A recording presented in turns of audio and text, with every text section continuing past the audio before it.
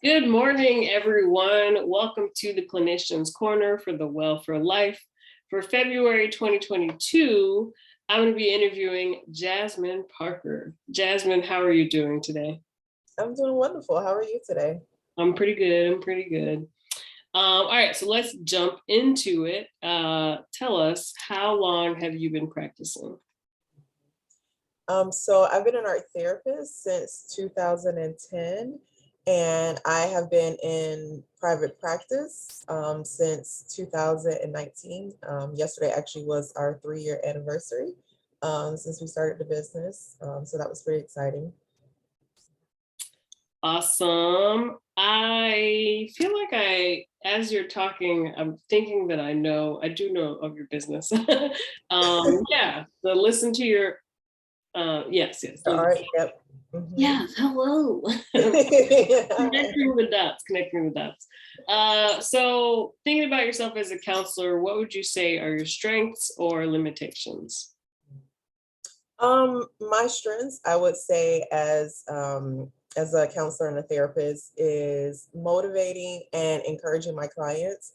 I literally included empowerment in the name of my business because that's one of the biggest things that I really try to help my clients do. I always want my clients to feel very independent and able to, just self-manage their lives on their own. And so in addition to giving them the tools and the skills that they need and creating a space where they feel, safe enough to heal and grow, I'm also intertwining those positive affirmations. I'm creating space for them to be able to, recognize that they can do this on their own. So hopefully, by the end of our journey together, they feel totally confident in themselves, completely empowered, and they're ready to go out there and to be able to manage their lives on their own without the need of any counseling support. Awesome. So, any limitations? Oh, absolutely. I would say probably my biggest limitations is that I don't know every theory. I don't know every style of therapy. I know what, I've personally been trained in. I've had some additional training in other areas that I've wanted to grow in. But the reality of the situation is that I don't ever have a perfect solution for my clients. And so there may be, sporadically times where what I'm able to offer is not specifically what that person really needs. And so I would have to refer them to another clinician who might be better suited to fit their needs. For sure. I mean, I could see that as a limitation, but I really think the awareness of it is good. So you have like that as a strength to me to know when you're like, you know what, maybe it's not me, but this person probably can do that. Well, Cool. and I've been in business long enough. I've been a therapist long enough to know that I'm not the right fit for everybody, and I'm okay with that. I understand that that's just a part of the business. Like it's like when you go see your physician. If you don't really feel like your doctor has your best interest at heart, you might be like, I don't know if this doctor for me. I might need to switch to another, doctor. So it's the same thing with Right, clinicians. for sure.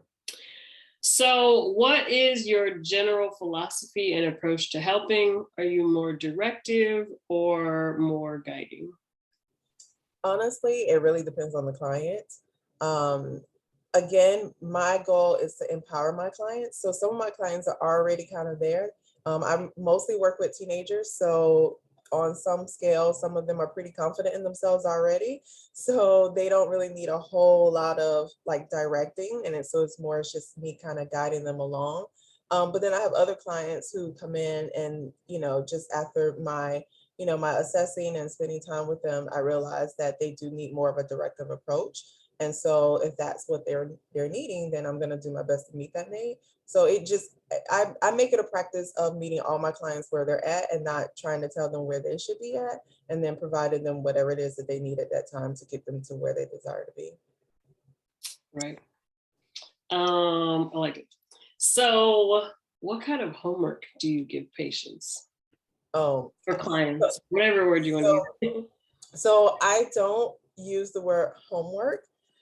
I do give homework, but I don't use the word homework because again, I predominantly work with teenagers and young adults, some who have recently finish school, or they may still be in college.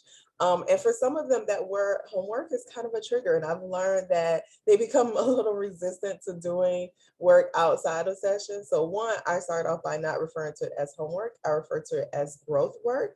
And I explain to them like the things that they're doing is helping them to grow into the people that they desire to be. So for some of them, they're a little bit more motivated to do it just simply because it's not called homework. But honestly, again, it really depends. So I'm an art therapist, so I'm always encouraging my clients to do art outside of their session, to continue to process, to continue to express themselves. And then of course, anything that they are wanting to share in session, they can bring it in session and we'll discuss it together. But for other clients, it's really just a continuation of whatever it is that we were working on in their session. So if, for example, we were working on boundaries and I'm helping my client who maybe struggles with no's, I may give them a growth work assignment to practice saying no's to inanimate objects so that they start to get comfortable with one, hearing no come out their mouth, but also in that they start getting the habit of being able to say no comfortably without the fear of it being a person and what that person's reaction to them is going to be. So it just really depends on what we've been working on, but anything that we've been working on, I always encourage them to practice outside of session because they're only with me an hour, maybe an hour and a half each week. And so much of life occurs outside of their session. So I'm always encouraging them to keep, to keep working it so that they can actually see the results they want to see. I like that growth word. All right, so how do people connect with you? How do they find you? Because that's important. Yes. So my website is www.ltyart.com. And I can be found on Instagram at the @ LTYArts_TES. And then on Facebook, it's just at LTYArts. Awesome. Well, thank you so much for taking time out of your busy schedule to say hi to us and tell us about yourself. And you have a good day. You too. Thank you. Have a good one. You do.